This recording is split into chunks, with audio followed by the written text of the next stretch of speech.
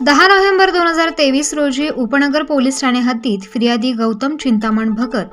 यांच्या फिर्यादीवरून आरोपी रोशन काळे, मॉन्टी काळे, प्रदीप सोनवणे यांनी धारदार हत्यारे घेऊन फिर्यादी यांच्या घरी शेलारमळा आम्रपाली झोपडपट्टी उपनगर येथे जाऊन फिर्यादी यांचा भाऊ तथागत यास काही एक न सांगता डोक्यात व हातावर धारदार हत्याराने वार करून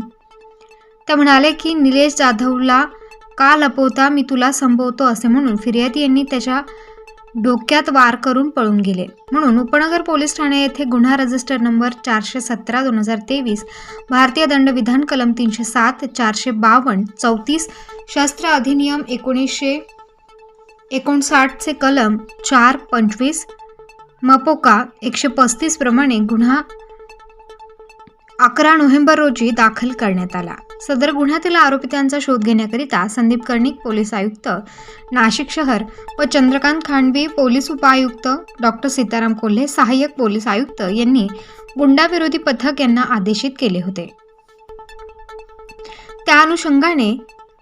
20 मार्च 2024 रोजी गुंडाविरोधी पथकाने गुन्ह्यातील फरार आरोपितांचा कोणताही सुगावा नसताना मानवी कौशल्य वापरून माहिती काढली की उपनगर पोलीस ठाणे गुन्हा रजिस्टर नंबर 417 मधील गुन्हा दाखल झाल्यापासून आतापर्यंत फरार असलेला आरोपी रोशन काळे उर्फ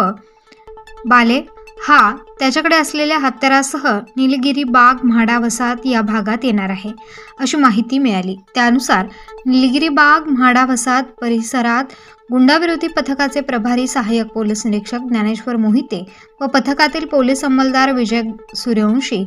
प्रदीप ठाकरे, गणेश भागवत, अक्षय गांगुर्डे यांनी सापळा रचून गुन्ह्यातील आरोपी रोशन उर्फ बाले भागवत काळे वर्ष 24 राहणार Bhimnagar housing society Nashik road यास शिताफीने पाठलाग करून ताब्यात घेतले.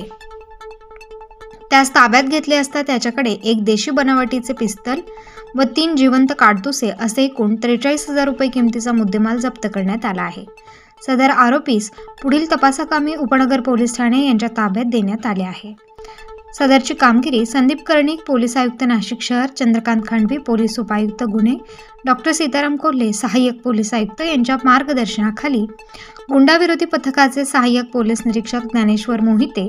पोलीस अंमलदार विजय सूर्यवंशी, प्रदीप ठाकरे, गणेश भागवत, अक्षय गांगुर्डे, मलंग गुंजाळ, DK पवार, सुनील आडके, राजेश सावकार, नितीन गौतम, गणेश नागरे, सुवर्ण गायकवाड